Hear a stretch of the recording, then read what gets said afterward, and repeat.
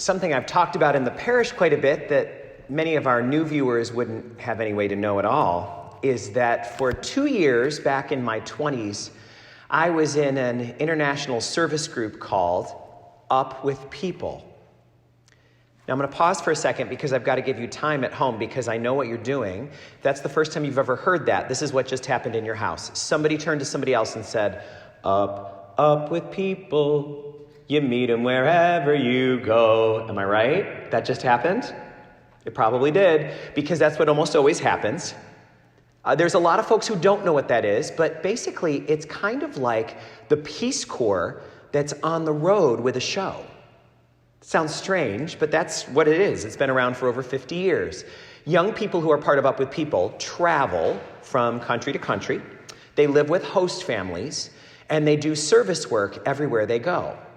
But on top of it, they perform a Broadway-style musical show that is all about world peace and having a future filled with hope.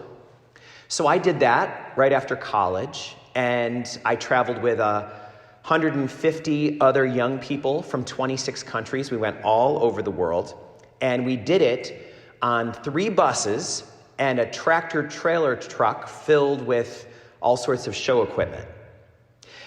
And we had to learn an important lesson on the road because there was always somewhere else on the tour we were going that was exciting. So we'd be like, I can't wait till next month when we're in Norway. Oh, I can't wait to be in the warmth of Portugal. I can't wait to see the Pacific Ocean. But happiness was not to be found in Norway or in Portugal or in British Columbia. Those are all lovely places. What mattered was being on the road together. It was the journey that mattered. Whenever we focused on the destinations, we lost sight of the preciousness of the journey. I think that's what parenthood is like as I watch my friends who are parents navigate that journey. It would be a mistake if every night before bed, when a mom or a dad were tucking in their little one, they were thinking, I just can't wait to drop you off for your first day of kindergarten. I just can't wait to deliver you to college. I just can't wait to walk you down the aisle. Those are all going to be great milestones. But a parent who only thinks about that is missing the journey, the day-to-day, the thing that might be overwhelming you right now, considering that there's no break from the journey for parents right now. And that is exactly what we're hearing about in the gospel today. We hear a couple of disciples who are on the road. They're going from Jerusalem to a town called Emmaus, and they are talking about how they put all of their eggs in the basket of where they thought the journey was leading. They are facing disappointment because they say to one another clearly, this is not turning out the way we thought it would. We were hoping that he was going to redeem our country. But instead, look what happened. I think those words are very important in this story. We were hoping, because whatever you follow that with is probably a good indication of what's breaking your heart. There are a lot of couples out there who were married in 1970. And this year is a big milestone for them. I can imagine that a lot of them are saying, we were hoping we were going to have a banquet with our kids and grandkids and with all of our friends. There are a lot of families out there about to have a baby. I had a Zoom call with a teacher friend of mine who's due in 2 weeks. And a lot of the parents are saying, we were hoping that we would baptize our daughter or our son at a mass coming up this spring. It hurts me to even mention the class of 2020. The seniors in the class of 2020. Can you imagine all the things they could list? We were hoping to have a prom. We were hoping to have a senior week. We were hoping to do one more class trip. We were hoping to have a graduation. We were hoping to go away in the fall. I think about the family of Cooksaki parishioner Janice Flegel, who died in March. We were hoping to have a funeral for our mother. We were hoping that we wouldn't have to cancel the funeral that we planned with family coming from all over to celebrate our beloved mother. I'm thinking of the owners of the Hudson Food Studio restaurant that makes great ramen, who are saying, we were hoping that the winter was the perfect time to open our new location in Athens. We were hoping that that would be a whole new chapter of life for our small business. We were hoping. Maybe you've got something you filled in the blank there. It's natural, but there's a problem with we were hoping, and I think we're all seeing it right now. It sets an expectation. It tells us that we will be happy when fill in the blank. And that is never the case. When I was on the road, it was not Norway or Portugal or California that was going to make us happy. It was accepting the day by day of the journey. And the more attached we are to the outcomes, the more we suffer when they don't come true. There is a local family that has a daughter who has been unable to move or to speak for 31 years. They remember the day in 1989 when they got the call that she'd been in a serious accident the day before her senior year of high school. And she was in a coma for 2 years. When she woke up, she could not move and she could not speak. And that was when she was 16 turning 17, and now she's 48. And her family is watching now. And if you'd like to get to know them, I'd invite you to listen to the Profiles of Endurance episode that was put on my YouTube channel with my name. You can check that out after Mass. Can you imagine how many times the family had said, we were hoping that she would, we were hoping for our grandkids to, can you imagine? And whenever we are in a situation that grave, we ask ourselves a lot of the questions that people are asking themselves during coronavirus. Where is God in all of this? Where is God when we need God the most? If you listen to that interview, the mother said something powerful. The mother of that daughter who's been a quadriplegic for 31 years.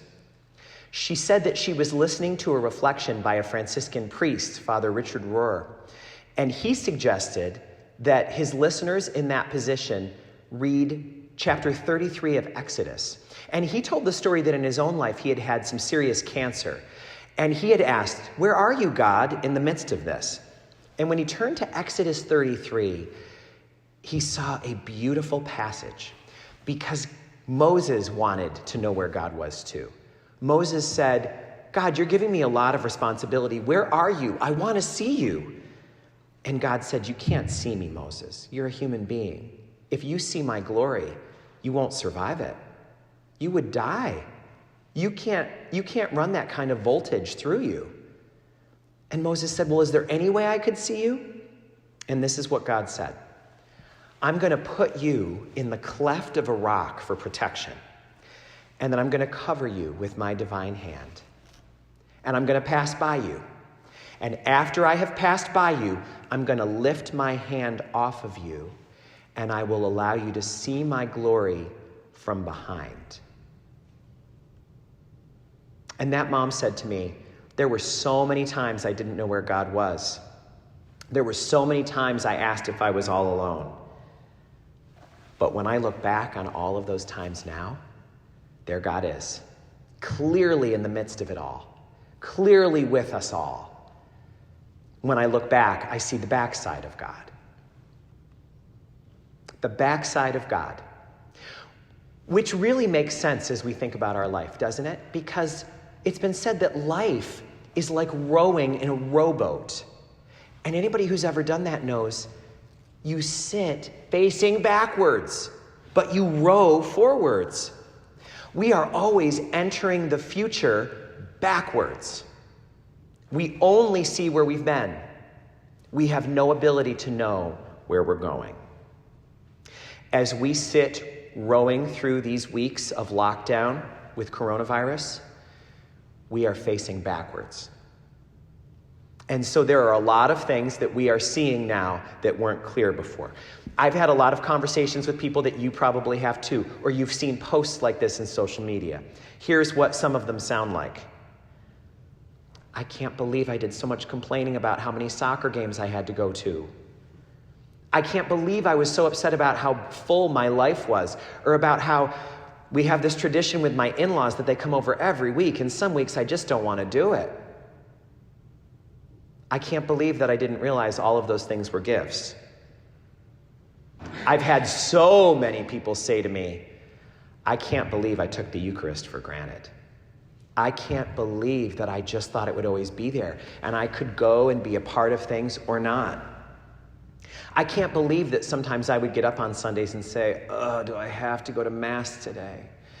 When now I would give anything for the chance to be a part of a Sunday Mass.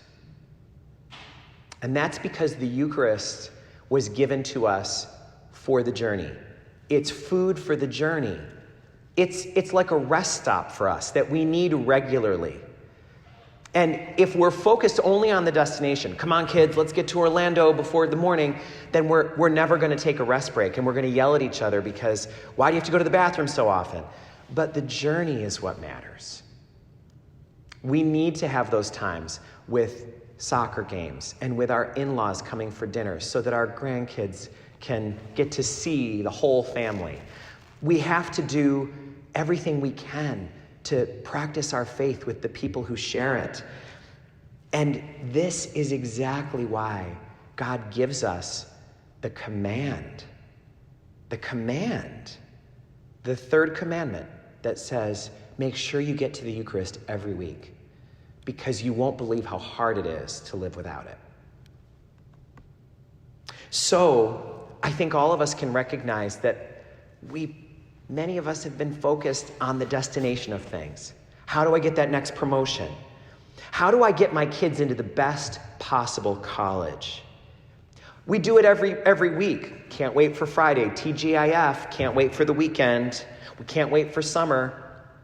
The disciples thought that Emmaus would have some answers for them. But that's what makes that gospel so powerful today. Let's go back to that story for just a second. As they're walking along with him, he says, it's time for me to move on. And they say, no, please, it's late, let's eat. And so he takes bread and he breaks it, blessing it, and gives it to them. And in the moment he does it, they recognize him. They realize they're on the journey. They realize he was there the whole time. Think about the wisdom of this story for what we're going through right now. That was the moment when they put down the oars and stopped rowing. That is the moment when they turned to each other and they said, earlier when we were walking with him, my heart was burning within me. And the other said, I thought it was just me. Me too. My heart was burning inside of me. They realized he had been there the whole time. And they just were rowing too hard to notice. Can we see now that we are on a journey? Can we see that even in this, God is here among us? The temptation remains for us all. What's our destination? And that's changed a little bit in the past 6 weeks, but watch this. Here's our destination now, May 15th. Can't wait for May 15th, because then everything's going to go back to normal. Can't wait for the summer. Hope we don't have to cancel our plans for Disney. This is going to be great. We just need to get through this, and then we'll be there. Now, I ask you, does anybody know if any of that stuff will happen? Maybe it will, maybe not. But let's be honest, probably not. Probably none of that is going to happen. It was hard enough for the class of 2020 to let go of prom. Then they had to let go of graduation. And they're right now grappling with, I think I might have to let go of my plans for the fall at least put them on hold, because the destination is not where we need to put our focus. God is not in the future or in the past. God is here right now. And we need to stop rowing for just a second and be grateful that although the times are so hard, we are not alone. Right here with us is the one who's been walking with us the whole time.